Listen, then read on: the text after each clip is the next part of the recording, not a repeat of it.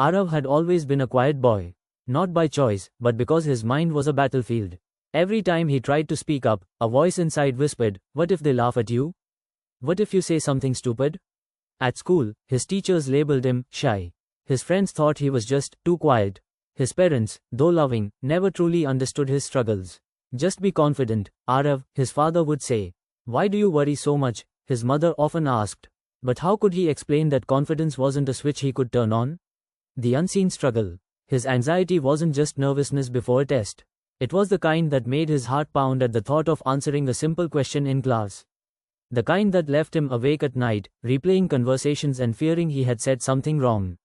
Dreams? He had plenty. He wanted to be a writer.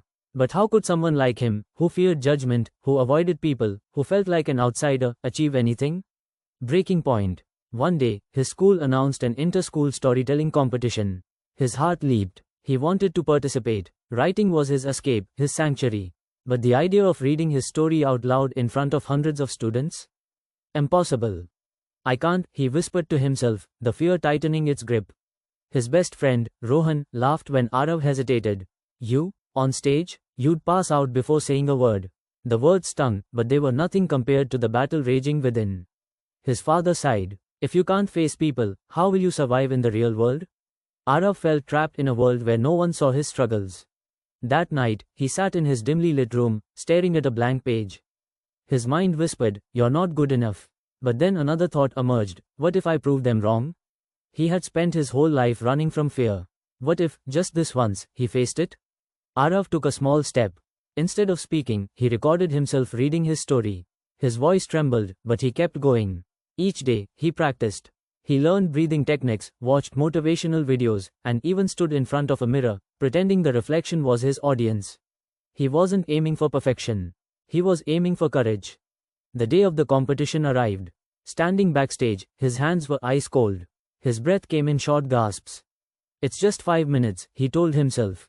5 minutes of courage. He stepped onto the stage. The microphone felt heavier than he imagined. Faces blurred together. The old voice crept in, "Run." But he gripped the podium, took a deep breath, and started. His voice shook at first, but with each sentence, his words grew stronger. For the first time in his life, people were listening to him. When he finished, there was silence. Then, applause. Loud, thundering applause. Aarav had never felt lighter in his life. That moment changed everything. He didn't become fearless overnight. Anxiety still knocked on his door, but now, he didn't let it stay. Years later, Aarav became a renowned motivational speaker and author, helping people who battled the same demons he once did. He wrote a book, Silent Battles, which became a bestseller, inspiring millions. Moral of the story: fear never truly goes away. But courage isn't about not feeling fear, it's about acting despite it. Aarav's story teaches us that anxiety doesn't define us. We define who we become.